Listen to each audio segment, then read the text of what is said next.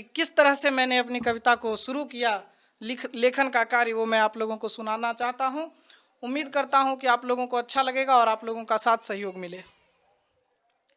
कि सोचा था कि कवि बनूंगा तो सम्मान मैं पाऊंगा, सोचा था कि कवि बनूंगा तो सम्मान मैं पाऊंगा, हर कोई चाहेगा मुझको जग में नाम कमाऊंगा, हर कोई चाहेगा मुझको जग में नाम कमाऊंगा। तालियां बजाइए, यही पंक्तियां रिपीट करता रहूंगा। नहीं तो एक बार बजाइए।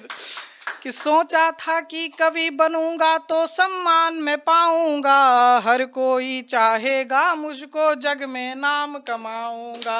यही सोच कर लिखते लिखते मंचों पे चढ़ जाता था, यही सोच कर लिखते लिखते मंचों पे चढ़ जाता था, मेरी कविता सुनने वाला जूते ही बरसाता था, मेरी कविता सुनने वाला जूते ही बरसाता था। इस पर भी मेरी धैर्य क्या थी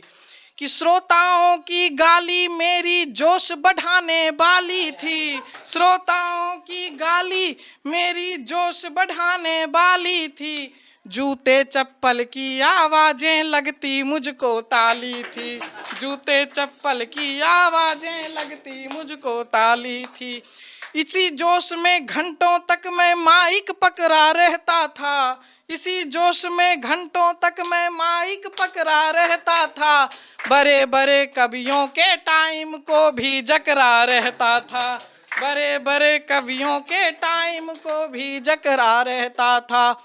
और तब तक कहता रहता था पंडाल न जब तक खाली हो, तब तक कहता रहता था पंडाल न जब तक खाली हो, सोच रहा था इसी बहाने चर्चा मेरी भारी हो, सोच रहा था इसी बहाने चर्चा मेरी भारी हो, फिर एक दिन एक बड़े कवि ने मुझको अपने साथ लिया, फिर एक दिन एक बड़े कवि ने मुझको अपने साथ लिया, कहा तुम्हें मैं मौका दूंगा, उन्हें भी मैंने नाश किया, कहा तुम्हें मैं मौका दूंगा, उन्हें भी मैंने नाश किया। और कैसे उनको नाश मैंने किया, देखिए क्या हुई कि जहाँ जहाँ वह कविवर जाते मुझको भी ले जाते थे, जहाँ जहाँ वह कविवर जाते मुझको भी ले जाते थे, और हर जाने में वो अपनी आधी फीस कटाते थे, और हर जाने में वो अपनी आधी फीस कटाते थे। अब बात किसी के पेट पर आ जाएगी तो कब तक क्या करेगा, हाँ?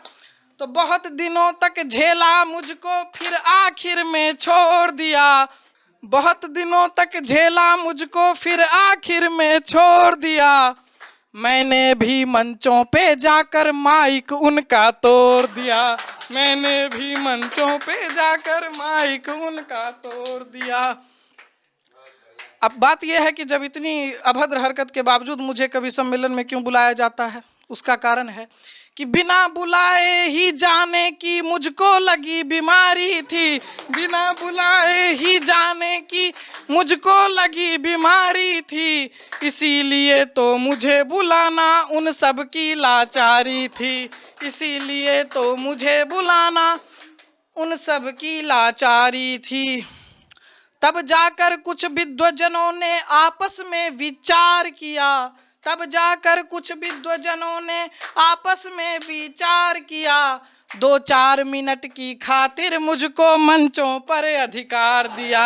2-4 मिनट की खातिर मुझको मंचों पर अधिकार दिया। मंच तो मिले, लेकिन हुआ क्या